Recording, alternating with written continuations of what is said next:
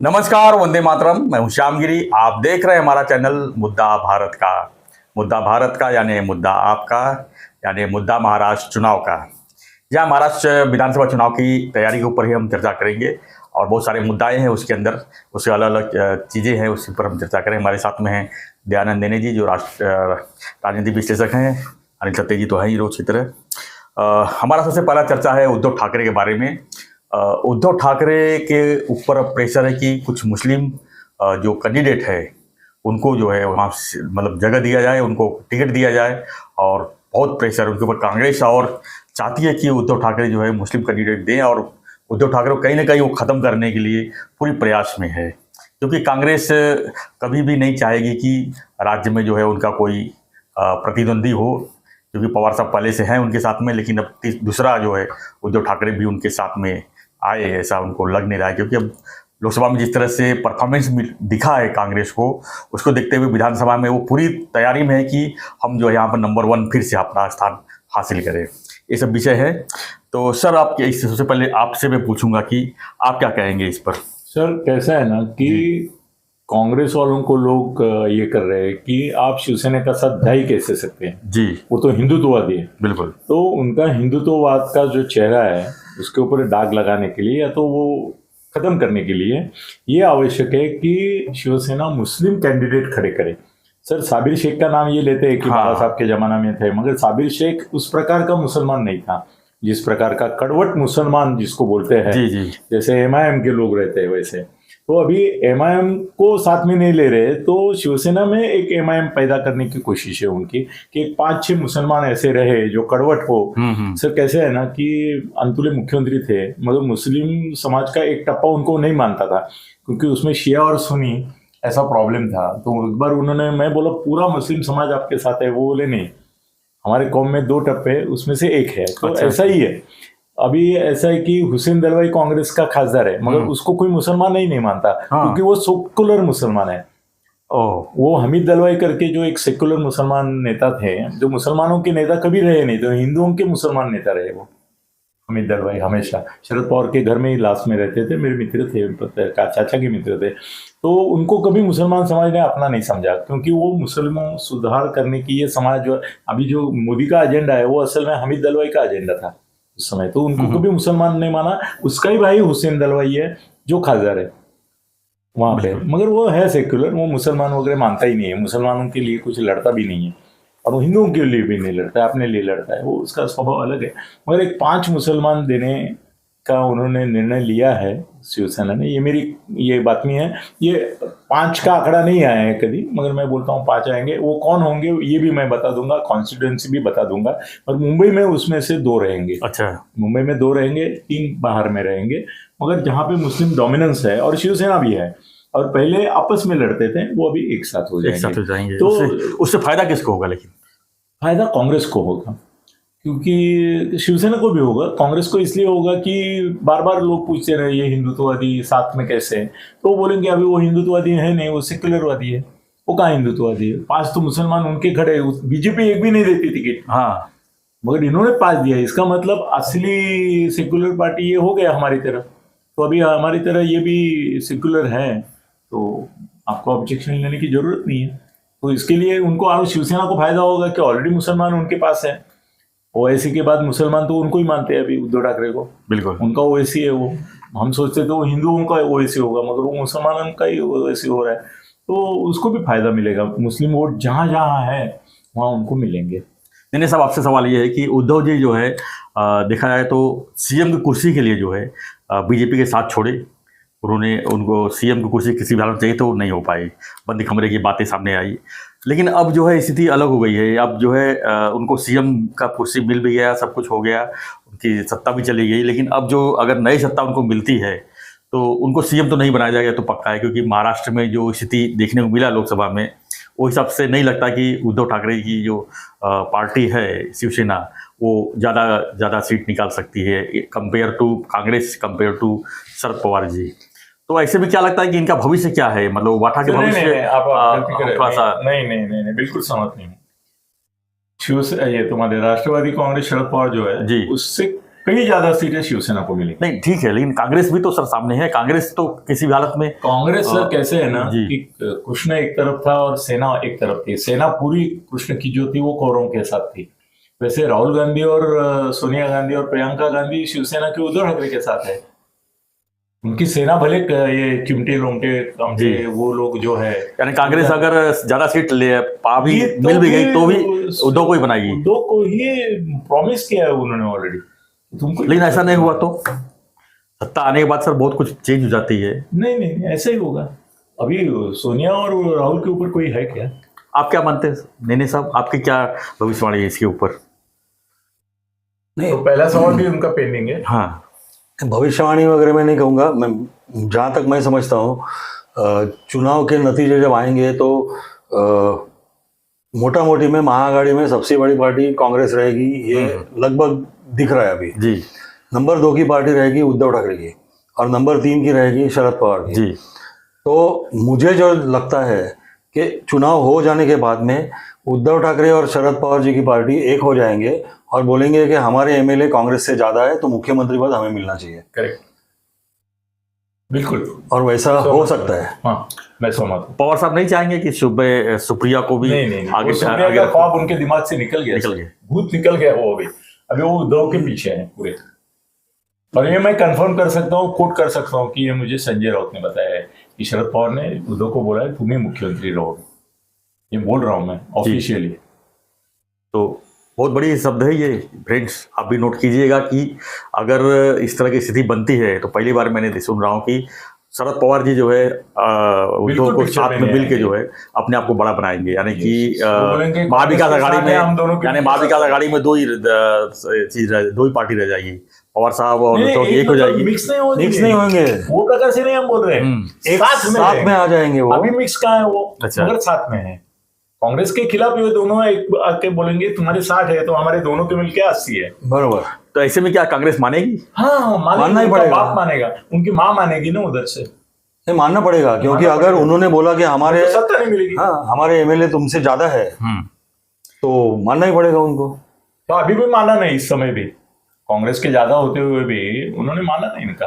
और कांग्रेस कोई पार्टी नहीं है, वो जनता है जी। जनता चुनती है। लीडर और कार्यकर्ताओं का कुछ उसमें नहीं, कार्यकर्ताओं का है, नेताओं का कोई संबंध ही नहीं है। ये लोगों के दिल में है कांग्रेस, इसलिए वो उभर के आ रही है। नहीं तो मर गई थी। और राहुल भी अभी उभर रहा है। राहुल कैसे? राहुल तो अभी सर, राहुल तो अभी कंट्रोवर्सी में फंसे हुए सर। ये देखो, हमको टीका करनी है तो टीका कर सकते हैं हम लोग। उसने ये बोला क्या कि आरक्षण नहीं देना है?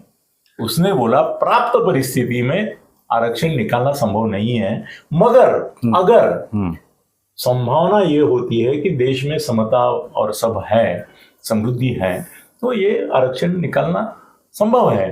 तब और ये डॉक्टर बाबा साहेब अम्बेडकर ने खुद बोला था कि आरक्षण 10 साल के लिए रहेगा। हाँ। उसके बाद आरक्षण। तो क्या अम्बेडकर दलित विरोधी थे?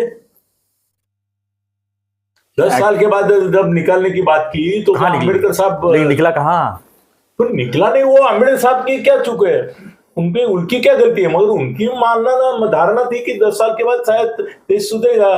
देश सुधरा नहीं इनके अंदर, इसके लिए लड़ना पड़ा, अभी भी पड़ रहा है।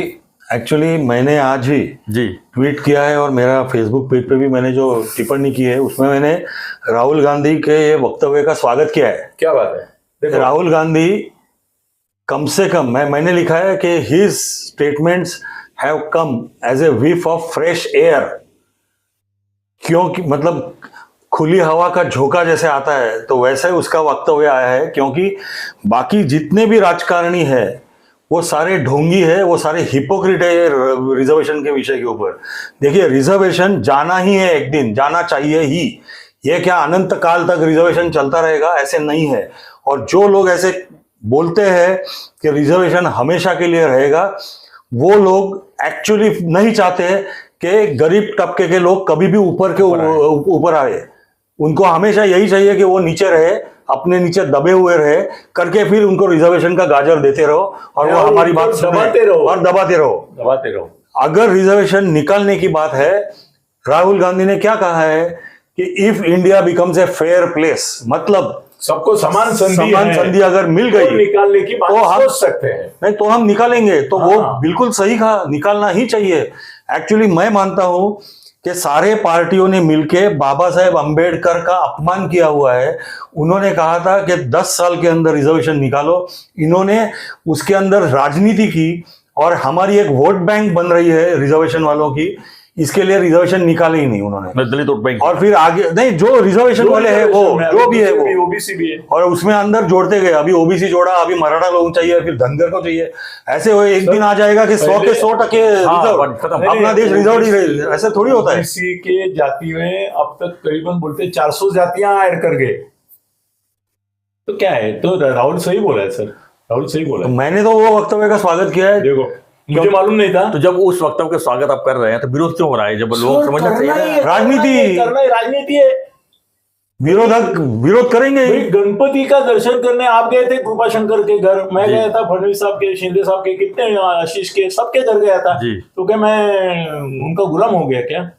नहीं ना, नहीं। या वो हमारे गुलाम हो गया, ऐसा नहीं है ना कुछ। तो जज है, उनके घर में गणपति है, उसका नमन करने के लिए मोदी नहीं जा सकते। फिर भी संजय राउत बोलता है इसमें राजनीति है, कोई कुटिल दाव है, उनके ऊपर इन्फ्लुएंस करना है। गणपति का दर्शन करने से इन्फ्लुएंस होता है क्या कोई? तो फिर राज ठाकरे के घर में तो ये क्यों जाते हैं? ये तो गणपति का अपमान कर दिया। हाँ, मगर सर विरोधकों को टीका करनी चाहिए। अभी संजय राउत ने बोला था कि उसने बीफ पैटिस खाया, सबने प्रसारित किया, किसी ने चेक नहीं किया बिल। अभी बिल आया तो संजय राउत को कैसे पता चल गया? फिर संजय राउत से बिल भरा था क्या? संजय राउत और मैं एक तरीके के हैं, हम क्या करते हैं, काल्पनिक टेबल न्यूज बना देते हैं। संजय और मैं इसमें माहिर है। वही बोला हूं कि संजय राउत ने क्या बिल भरा था? संजय राउत की जगह था ना, और बिल तो सामने दिखाई नहीं दे रहा है। नहीं, बिल कहाँ वो बिल में वो सब नहीं, उसमें बीफ का उल्लेख वाला कोई है ही नहीं ना, कुछ नहीं। नहीं, मैं बीफ के बारे में आपका क्या जाता है? बोलने में हो गया ना, दिन भर के लिए हो गया न्यूज, 2 दिन तो चला। नहीं, बीफ का भी मैं एक बात करता हूँ, बाल की खाल निकालनी है जी। तो बीफ मतलब सिर्फ गौ माता का होता है ऐसे थोड़ी है, नहीं, वो बैल का भी होता है, बफेलोस का भी होता है। हाँ, बफेलो का, वही तो बफेलो का बीफ मतलब ये नहीं खाना, ऐसा कहाँ लिखा हुआ है? गौ माता का नहीं खाना है। हाँ, तो वो छोड़ के बफेलो को तो लोग खाते ही है, तो हो सकता है वो, तो हो सकता है। तो उसमें देखो हर एक क्या खाना नहीं खाना, क्या खाना नहीं खाना, हर एक के ऊपर छोड़ देना चाहिए। नॉनवेज खा के नहीं चलाना, ऐसा कोई कानून नहीं। बिल्कुल, हाँ। इसका इशू क्यों बनाया होता है? राजनीति करना ही पड़ेगा। संजय की जगह मैं होता, आप होते तो यही करते। आप अगर इनके प्रवक्ता होते शिवसेना के तो बराबर यही बोलते। सुषमा अंदर भी यही बोली। इस तरह की राजनीति करके वोट बैंक हासिल होगा। पूरा देश 70 साल से क्या हो रहा है? वही हो रहा है। फेंकू कौन है देश में? बोलो आप, कौन है सबसे बड़ा फेंकू? बोलिए ना जरा जोर से, सुनाई नहीं दे रहा है मेरे को।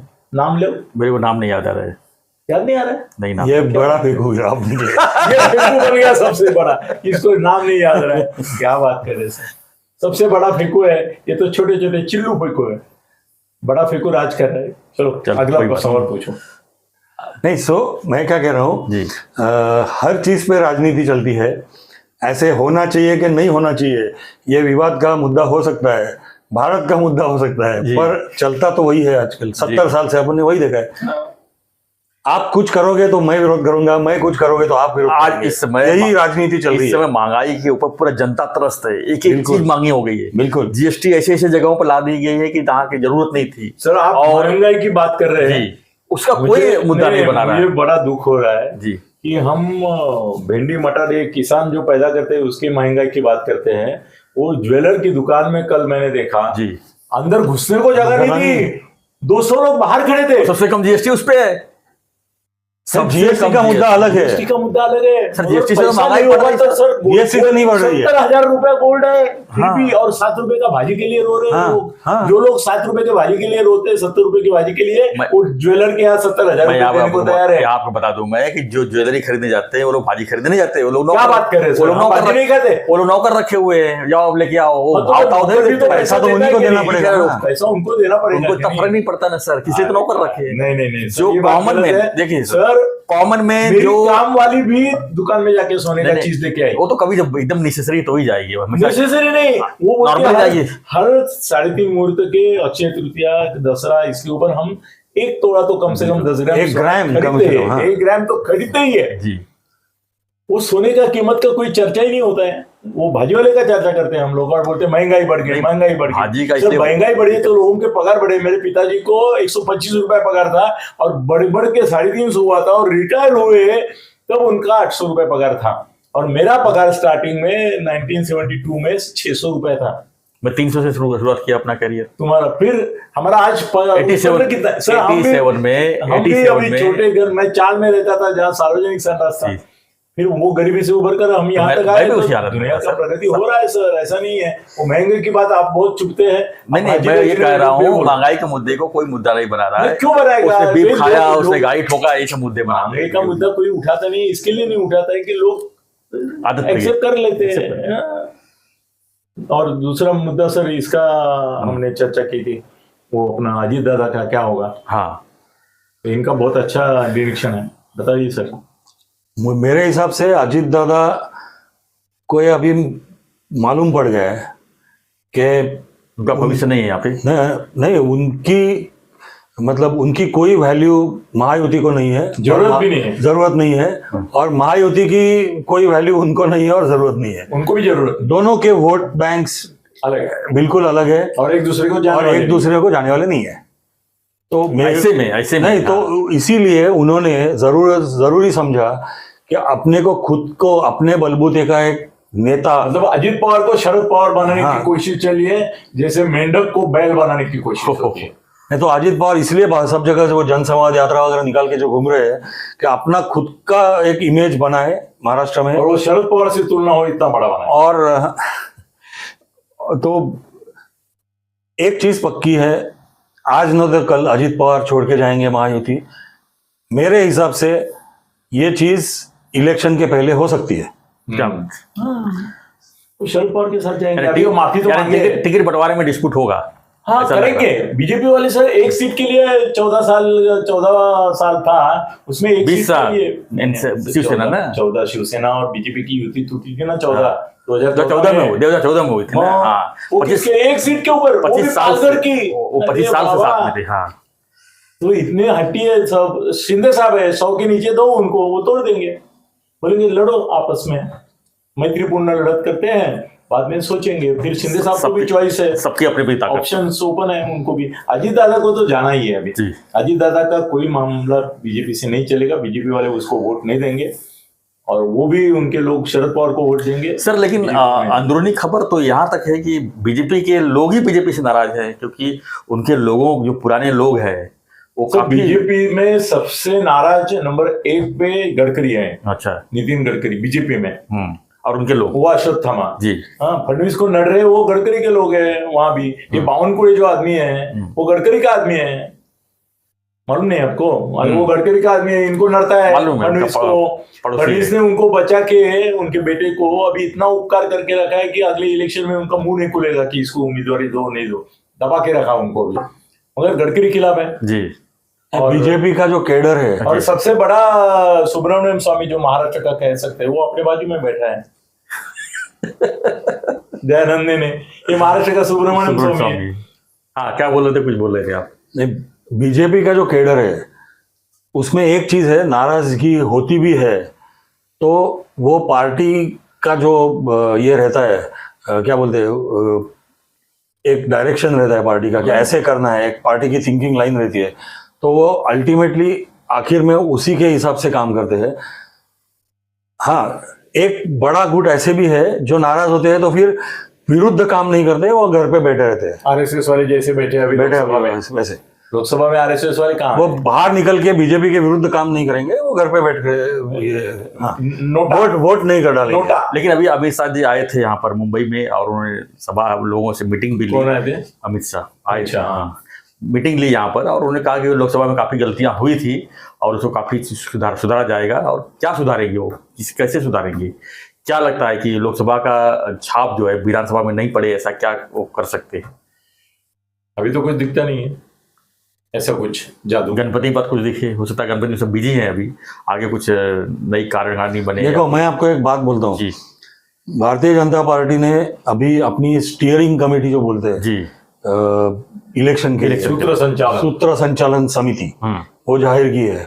आप नाम पढ़ोगे वही के वही नाम है सारे, जो अपयशी ठहरे लोकसभा में। जो लोकसभा में थे, वही मतलब हम बोलते हैं काफी बार के बोतल नहीं दारू वही रहती है, तो वैसे समिति का नाम नया है, सूत्र संचालन, मतलब बॉटल नया है और अंदर का शराब वही है। शराब वही, हाँ शराब वही की वही है। उल्टा ऐसा हो गया वही लोग हैं कि कल अनाउंस किया और आज किड्स मैंने बोला कि हमको विश्वास में नहीं लेते हुए आपने हमारा नाम लिया कैसे, और उन्होंने बोला कि मुझे नहीं चाहिए पर, कोई कमेटी नहीं चाहिए, और वो बाहर निकल गए बाहर निकल गए। इसीलिए बोला ना, बीजेपी का अंदरूनी कलह जो है काफी नुकसान कर वो नुकसान करेगा ही ना, गिराएंगे सर, बीजेपी वाले को बीजेपी वाला ही गिराएगा। शरद पवार की खासियत थी ना, कांग्रेस में थे तो कांग्रेस वालों को गिराता कौन था, वो झुमके लाते नहीं है, वो गिरा सकते हैं। आज भी उनका डर इसलिए कि गिरा सकते हैं। तो अजीत पवार तो मामला खत्म ही हो गया, आप समझो जी। इसके आगे चल के भी उद्धव का भी मामला जो है वो थोड़ा सा मुस्लिम वोट जो है उसको जुटाने में उसको थोड़ा फर्क पड़ेगा, पॉजिटिव रहेगा। बदनाम भी होंगे उतने ही, अभी हो रहे ना सर, हो ही रहे ना। हाँ बदनाम होंगे, भाई हिंदुत्व का क्या हुआ। नहीं, पर मगर मेरे को डर है सर, सुनो, अगर अजीत पवार इनके साथ रहे तो 5 अगर शिवसेना मुसलमान देती है तो 5-6 अजीत दादा भी मुसलमान देने वाले है। अजीत तो दादा देंगे। आपने फिर तुम्हारी एक पार्टी अगर मुसलमान को देती है तो तुम बोलते हो बाबा ने दिया, बाबा सिद्दीकी को उन्होंने लिया है ना, हाँ। इसलिए क्या उनको ऐसे रखा हुआ है। मैं आपको इसमें एक उनका बेटा भी है, बात बता रहा हूँ। जीशन सिद्दीकी बांद्रा ईस्ट के आमदार है अभी फिलहाल, वो अजीत दादा गुट को में शामिल हो गए। हमने जो सर्वे किया उधर शिवसेना के आमदार का नाम जो लिया जाता है वरुण सरदेसाई का, तो वो सीट वरुण सरदेसाई जीत सकते हैं, ऐसी संभावना है अभी जीशन सिद्दीकी के खिलाफ खड़े रह के। मतलब मुस्लिम मुस्लिम वोट वरुण सरदेसाई को जाएगा, उद्धव को जाएगा। हाँ, और इनको नहीं, इनको भी जाएगा और हिंदू वोट भी जाएगा वरुण सरदेसाई को, जो जीशन को नहीं जाएगा। तो उस हिसाब से वो सीट शिवसेना जीत रही है, मतलब उद्धव ठाकरे उबाटा, ऐसे दिख रहा है हमारे सर्वे में।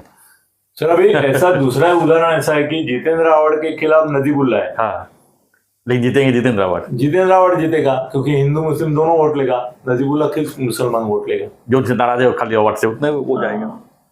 ऐसा होने वाला है। सर लास्ट में मैं इनको 1-2 सवाल पूछता हूँ। एक ये इसकी बात, मणिपुर की बात अभी बहुत हो रही है, वहां तो यूक्रेन से ज्यादा युद्ध भड़क रहा है और सरकार कोई करने में सफल नहीं दिख रही है, मिलिट्री भी नहीं वहां पे भेजी है। तो इनको मैं पूछा था, उसका जवाब उन्होंने मराठी में दिया। मैं अभी बोलता हूँ कि प्रधानमंत्री क्यों नहीं हस्तक्षेप कर पा रहे उधर, यूक्रेन में जाके शांति दूत बन रहे, नोबेल पारितोषिक। कल भी हमने इसी में चर्चा की थी कि प्रधानमंत्री जी क्यों नहीं जाते, यूक्रेन जा सकते हैं, या अभी बीजेपी के रशिया जा सकते हैं। मैं बीजेपी का नेता नहीं हूँ, कुछ है, चलो बीजेपी नहीं, बीजेपी का मैं डीएनए इनके बीजेपी का में है, क्यों नहीं जा रहे मोदी? नहीं, मेरा वैयक्तिक मत इसमें ऐसा है कि मणिपुर की जो परिस्थिति है, 1 साल से उधर ये चल रहा है, युद्ध चल रहा है या कलह चल रहा है, और ये केंद्र सरकार का फेल्योर मानना चाहिए कि इतने टाइम तक उसे चलने दिया। कभी ना कभी 10 फार नो फर्दर करके एक लाइन खींच के सीवियर एक्शन लेनी चाहिए थी। भले आर्मी के हाथ में दो या जो भी करना है करो, पर वो करना चाहिए था। अब ये अभी तो ऐसे चल रहा है कि मणिपुर में एक फ्री फॉर ऑल जैसे हो गया है, कोई भी आके बम गिरा जाता है, कई औरतों के ऊपर अत्याचार करके जाता है, कोई किसी को मार डालता है। तो स्टूडेंट भी खड़ा हो गए वहां पे सब। और ये मतलब 56 इंच का अपयश है, ऐसे मैं कहूँगा। तो इसमें और एक मुद्दा मैं जोड़ना चाहता हूँ, इसका जवाब उन्होंने बहुत अच्छी तरीके से दिया था कि मैं उनको बोला कि कश्मीर में मुझे लगता है नेशनल कॉन्फ्रेंस और कांग्रेस ही जीतेगी। तो एक संभावना उनको मैंने पूछी कि क्या महबूबा मुफ्ती और भाजपा फिर से एक होके सरकार बना सकते हैं। अभी महबूबा तो खिलाफ है, देश के खिलाफ है, मगर महबूबा के साथ एक बार सरकार बना चुके हैं ये, और उसकी फारूक अब्दुल्ला और इनसे नहीं जमती, मगर इनसे जमेगी और दहशतवादी चुन के आने वाले 10-12। सबसे बड़ी बात है 370 जो हटाए हैं वहां से फिर से ना आ जाए, उसके लिए तो वो ला नहीं सकते, वो केंद्र सरकार को ही लाना पड़ेगा, केंद्र सरकार को लाना पड़ेगा, और केंद्र सुप्रीम कोर्ट ने उसको अप्रूवल किया है, इसलिए कोई बात नहीं। मगर फिर से महबूबा मुफ्ती, और सर मैं बोलता हूँ वहां पे कम से कम 10-20 दहशतवादी चुन के आएंगे जो किसी पार्टी में नहीं होंगे, वो खाली वहां बैठ के बम फोड़ने की बात करें। तो होना नहीं क्या चाहिए। लगता है आपको, होना नहीं बीजेपी इसके साथ जाएगी महबूबा के? मुझे नहीं लगता बीजेपी महबूबा के साथ वापस जाएगी। तो ऑपोजिशन में रहेंगे बीजेपी ने, जैसे मैंने कहा, महबूबा कॉन्फ्रेंस के साथ, महबूबा नेशनल कॉन्फ्रेंस और कांग्रेस के साथ जाएगी, क्योंकि उन तीनों के एजेंडे ऑलमोस्ट सेम है, सेम है। एक दूसरे से कॉपी किए हुए इतने सेम है। एक ही इंटरेस्टिंग थिंग देखना पड़ेगा कि भारतीय जनता पार्टी को जम्मू में कितनी सीटें आती है। अगर ज्यादा सीटें जम्मू में भारतीय जनता पार्टी की चुन के आई, नहीं सबकी सब आई तो भी इनका ज्यादा रहेगा। नहीं तो मेरे हिसाब से उस सिचुएशन में भारतीय जनता पार्टी, ये जो ज्यादा इंडिपेंडेंट चुन के जो भी आएंगे उनके साथ, दहशतवादी रहेंगे। नहीं वो मालूम नहीं कौन आता है चुन के, उसके ऊपर दहशतवादी आएगा। नहीं, ऐसे नहीं है। काफी मतलब जनरल लोग भी अपनी पार्टी वगैरह, जो लोग छोटी छोटी नई पार्टी है, पीपल्स पार्टी है, अपनी पार्टी, तो उनके लोग भी खड़े रहने वाले हैं, तो उनको साथ में लेके फिर दावा कर सकती है अगर उनकी जम्मू में अच्छी खासी सीटें चुन के आई तो। खैर देखते हैं, टाइम है अभी, टाइम नहीं है, ज्यादा नहीं है। 4 तारीख को रिजल्ट है, 4 अक्टूबर को देख लेंगे तब क्या है। मतलब 10 तारीख तक सरकार बनेगी। हरियाणा का चल रहा है। सरकार, हरियाणा में क्या होगा सर? हरियाणा में कांग्रेस चुन के आएगी सीधा बहुमत। तो मतलब बीजेपी हर जगह फेल होती हुई दिख रही है आपके हिसाब हर जगह पे नहीं, अपन सिर्फ अभी हरियाणा की ही बात की है। से? हरियाणा और कश्मीर भी तो बता दिया आपने। नहीं, कश्मीर में मतलब नेचुरल है क्योंकि मुस्लिमों की संख्या ज्यादा है जी उसमें। जी जी। ठीक है, खैर ठीक है, फिर आज के लिए इतना ही। फ्रेंड्स, आपकी क्या प्रतिक्रिया है इन सब हमारे विषयों पर? अपनी प्रतिक्रिया कमेंट बॉक्स में लिखिए, और ऐसी खबरों के लिए, खासकर चुनाव खबरों के लिए बने रहिए हमारे साथ, देखते रहिए हमारा चैनल मुद्दा भारत का। चैनल को लाइक, शेयर और सब्सक्राइब जरूर कीजिए।